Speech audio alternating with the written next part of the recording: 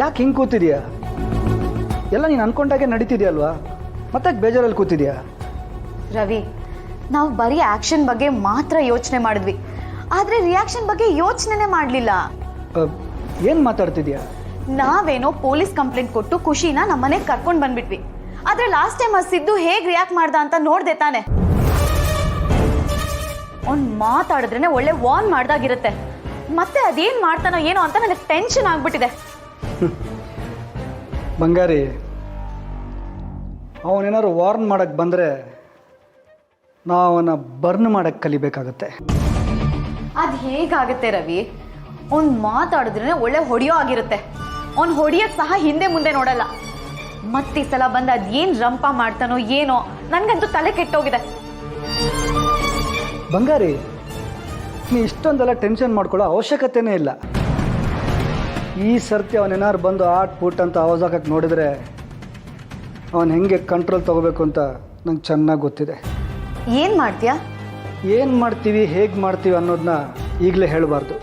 Result ಬಂದ ಮೇಲೇ ಗೊತ್ತಾಗಬೇಕು, ಪಾಸೋ ಫೇಲೋ ಅಂತ. ನಲ್ಲಿ ಖುಷಿ ಮತ್ತೆ ಅಲ್ಲಿಗೆ ಹೋಗದೆ ಇರೋ ಹಾಗಾದರೆ ನನಗಷ್ಟೇ ಸಾಕು.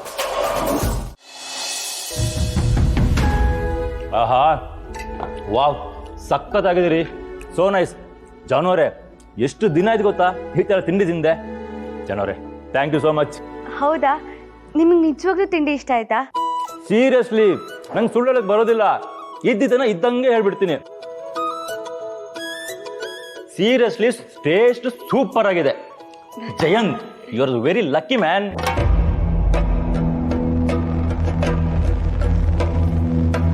ಅದೇನೋ ಅಂತಾರಲ್ಲ, ಈ ತಾಯಿ ಅನ್ನಪೂರ್ಣೇಶ್ವರಿ ಅಂತ, ಹಂಗೆ ಹಂಗೆ ನಿನ್ನ ವೈಫು. ಇಂಥ ಟೇಸ್ಟಿ ಫುಡ್ ತಿನ್ನೋಕೆ ಅದೃಷ್ಟ ಮಾಡಿದ್ಯಾ ಕಣೋ, ಅದೃಷ್ಟ ಮಾಡಿದ್ಯಾ. ಇವಾಗ ನೀನು ಅದೃಷ್ಟ ಮಾಡಿದ್ಯಲ್ಲಪ್ಪ, ಬೇಕಾದಷ್ಟು ಹಾಕೊಂಡು ಹೊಟ್ಟೆ ತುಂಬ ತಿಂಡಿತೀನಿ. ಸರಿ ಕಣ.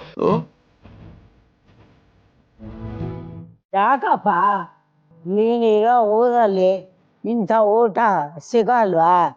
ಇಲ್ಲ ಕಣಿ, ಅಲ್ಲಿ ಇಂಡಿಯನ್ ಫುಡ್ ತಿನ್ಬೇಕು ಅಂದ್ರೆ ಹುಡ್ಕೊಂಡು ಹೋಗ್ಬೇಕು. ಸಿಕ್ಕಾಪಟ್ಟೆ ಎಕ್ಸ್ಪೆನ್ಸಿವ್. ಅಂದ್ರೆ ದುಡ್ಡು ಜಾಸ್ತಿ ಕೊಡ್ಬೇಕು. ಜಾನುವರೇ, ಇಂಥ ಟೇಸ್ಟಿ ಫುಡ್ ಮಾಡಿ ನಿಮ್ ಕೈಗೆ ಚಿನ್ನದ ಬಳೆ ಎಲ್ಲ ಡೈಮಂಡ್ ಬಳೆ ಹಾಕ್ಬೇಕು ನೋಡಿ. ಅಷ್ಟೊಂದು ದುಡ್ಡು ಇಟ್ಟಿದ್ಯೇನಾ? ನನ್ನ ಕಂಪ್ನಿ ಸ್ವಲ್ಪ ಇನ್ವೆಸ್ಟ್ ಮಾಡು ಮತ್ತೆ. ನಾನೇನು ತಮಾಷೆಗೆ ಹೇಳಿದ್ರೆ ನೀನೇನೋ ಜೋಕ್ ಮಾಡ್ತಿದ್ಯಾ? ತಮಾಷೆಗೆ ಜೋಕೆ ಅಂತ ಆಗದಿರೋದನ್ನೆಲ್ಲ ಹೇಳ್ಬಾರ್ದು ಸಚಿನ್. ಅದು ನಂಗೆ ಇಷ್ಟ ಆಗೋದಿಲ್ಲ, ಆ್ಯಂಡ್ ಯು ನೋ ಇಟ್. ಗೊತ್ತು ಬಿಡಪ್ಪ, ನಿನ್ ಮೊದ್ಲಿಂದನೂ ಹಂಗೆ. ನಿನ್ ಕೆಲಸ ಏನ್ ಬೇಕು ಅಷ್ಟೇ ಆಗ್ಬೇಕಷ್ಟೇ. ಒಟ್ನಲ್ಲಿ ನೀನೇನ್ ಹೇಳ್ತೀಯೋ ಅದು ನೀಟಾಗಿ ಕ್ಲಿಯರ್ ಆಗಿ ನಡಿಬೇಕು ಅಲ್ವಾ? ಅಂದ್ರೆ ನೀವಿಬ್ರು ಚಿಕ್ಕ ವಯಸ್ಸಿಂದನೂ ಒಟ್ಟಿಗೆ ಬೆಳೆದಿರೋದಾ?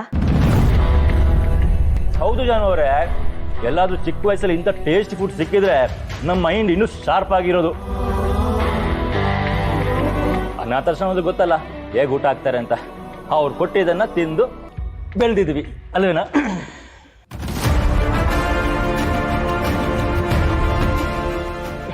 ಅನಾಥಾಶ್ರಮದ ಬಗ್ಗೆ ಮಾತಾಡಬೇಡ. ಯಾಕೋ ಹೇಳ್ಬಾರ್ದು? ಹೇಳಿದ್ದನ್ನು ಕೇಳಿ ಆರಾಮಾಗಿ ತಿಂಡಿ ಮುಗಿಸು. ಚಿನ್ನು ಮರಿ, ಒಂದು ಸ್ವಲ್ಪ ಬಡಿಸ್ತೀರಾ? ಅಲ್ಲ ರೀ, ಅಂದ್ರೆ ನೀವಿದ್ದಿದ್ದ ಅನಾಥಾಶ್ರಮದಲ್ಲಿ ಅವರು ಇದ್ದಿದ್ದ?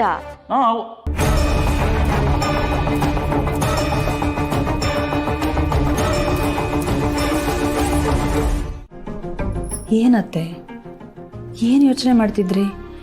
ಹಾಲು ಉಕ್ಕೋಗ್ತಿತ್ತು ಈಗ. ಕ್ಷಮಿಸು ವೀಣಾ, ಈಗ ನನಗೆ ಯಾವುದ್ರ ಬಗ್ಗೆನೂ ಗಮನ ಇಲ್ಲ.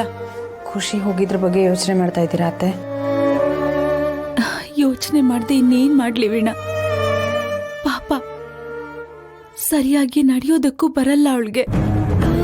ಮೊದ್ಲೇ ಆ ಮನೇಲಿ ಅವಳನ್ನ ಸರಿಯಾಗಿ ನೋಡ್ಕೊಳ್ಳಲ್ಲ. ಈಗ ಮತ್ತೆ ಅಲ್ಲಿಗೆ ಹೋಗಿದ್ದಾಳೆ. ಅವಳನ್ನ ಹೇಗ್ ನೋಡ್ಕೋತಾರೋ ಏನೋ ಅಂತ ಆ ನೆನಪೇ ನನ್ನನ್ನು ಕಾಡ್ತಾ ಇದೆ. ಇಲ್ಲಾದ್ರೆ ನಾನು ನೀನು ಯಾರಾದ್ರೂ ಒಬ್ರು ಅವಳನ್ನ ನೋಡ್ಕೋತಿದ್ವಿ. ಆದ್ರೆ ಈಗ ಅತ್ತೆ, ಮಗುನ ನೋಡ್ಕೋತೀವಿ ಅಂತ ಕರ್ಕೊಂಡು ಹೋಗಿದ್ದಾರೆ ತಾನೇ ಅವರು. ನೋಡ್ಕೊಳ್ದಿದ್ರೆ ತಪ್ಪಾಗಲ್ವಾ? ತಪ್ಪು ಮಾಡೋಕೆ ಅಂತಾನೆ ಅವ್ರಿರುವಾಗ ಇದೆಲ್ಲ ಯಾವ ಲೆಕ್ಕ ವೀಣಾ? ಮಗು ಮನ್ಸನ್ನ ಅರ್ಥ ಮಾಡ್ಕೊಳ್ಳಿಲ್ಲ ಅಂದ್ಮೇಲೆ ಅವರನ್ನ ಒಳ್ಳೆಯವರು ಅಂತ ಹೇಗ್ ನಂಬೋದು? ಆ ಮಗುಗೆ ಒಂದು ನೆಲೆ ಅನ್ನೋದೇ ಇಲ್ಲ. ಇಲ್ಲಿಂದ ಅಲ್ಲಿಗೆ, ಅಲ್ಲಿಂದ ಇಲ್ಲಿಗೆ ಓಡಾಡ್ತಾನೆ ಇದೆ. ಅಪ್ಪ ಅಮ್ಮ ಇಲ್ದೇ ಇರೋ ಆ ಮಗುನ ನೆನೆಸ್ಕೊಂಡ್ರೆ ಕರಳ್ ಚುರುಕನ್ನುತ್ತೆ. ಇದೆಲ್ಲಕ್ಕಿಂತ ಮುಖ್ಯವಾಗಿ ಭಾವನಾ ಬಂದ್ ಕೇಳಿದ್ರೆ ನಾನು ಏನ್ ಹೇಳಿ? ಯಾಕೆ ಅವಳನ್ನ ಕಳ್ಸಿದ್ರಿ ಅಂದ್ರೆ ಏನು ಉತ್ತರ ಕೊಡ್ಲಿ? ಅತ್ತೆ, ಹಾಗಂತ ನೀವು ಯೋಚನೆ ಮಾಡ್ತಾ ಕೂತ್ಕೊಂಡ್ಬಿಟ್ರೆ ಪರಿಹಾರ ಸಿಗುತ್ತಾ ಹೇಳಿ? ನೋಡಿ, ನೀವು ಇಷ್ಟೊಂದು ಯೋಚನೆ ಮಾಡಬೇಡಿ ಅತ್ತೆ, ಸ್ವಲ್ಪ ಸಮಾಧಾನವಾಗಿರಿ. ಖುಷಿ ಈ ಮನೆಗೆ ಬರೋವರೆಗೂ ನನಗೆ ಸಮಾಧಾನ ಇಲ್ಲ ವೀಣಾ. ಅವಳು ಹೇಗಿದ್ದಾಳೋ, ಏನ್ ಮಾಡ್ತಿದ್ದಾಳೋ, ತಿನ್ಲೋ ಬಿಟ್ಲೋ ಅನ್ನೋ ಯೋಚನೆನೇ ತಲೆ ತುಂಬ ತುಂಬಿಕೊಂಡಿರುವಾಗ ಹೇಗ್ ಸಮಾಧಾನವಾಗಿರಕ್ಕಾಗತ್ತೆ? ನನ್ನ ಪರಿಸ್ಥಿತಿನೇ ಹೀಗಿರುವಾಗ ಇನ್ನು ಭಾವನಾ ನೆನೆಸ್ಕೊಂಡ್ರೆ, ಅವಳನ್ನ ನೆನೆಸ್ಕೊಂಡ್ರೆ ಭಯ ಆಗ್ತಿದೆ. ಪ್ರತಿ ಸಮಸ್ಯೆಗೂ ಒಂದು ಪರಿಹಾರ ಇದ್ದೇ ಇರುತ್ತೆ. ನಾವು ಸ್ವಲ್ಪ ಸಮಾಧಾನವಾಗಿ ಯೋಚನೆ ಮಾಡಬೇಕು ಅಂತ ಹೇಳ್ತಾರೆ. ಈಗ ಮಾವನು ಇದ್ರ ಬಗ್ಗೆ ಏನೋ ಒಂದು ಯೋಚನೆ ಮಾಡೋಣ ಅಂತ ಹೇಳಿದಾರೆ ತಾನೆ. ನೋಡಿ, ನೀವು ತುಂಬ ಯೋಚನೆ ಮಾಡಿ ನಿಮ್ಮ ಆರೋಗ್ಯ ಹಾಳು ಮಾಡಿಕೊಂಡ್ರೆ ಹೇಗೆ ಅತ್ತೆ? ಖುಷಿ ಮತ್ತೆ ಈ ಮನೆಗೆ ಬಂದೇ ಬರ್ತಾಳೆ ಅನ್ನೋ ನಂಬಿಕೆ ನನಗಿದೆ. ನೀವು ಅದೇ ನಂಬಿಕೆಯಲ್ಲಿ ಇರಿಯತ್ತೆ, ಎಲ್ಲ ಒಳ್ಳೇದಾಗತ್ತೆ. ನಾನು ಮಾಡ್ತೀನಿ ಬಿಡಿ, ನೀವು ಕೂತ್ಕೊಳ್ಳಿ.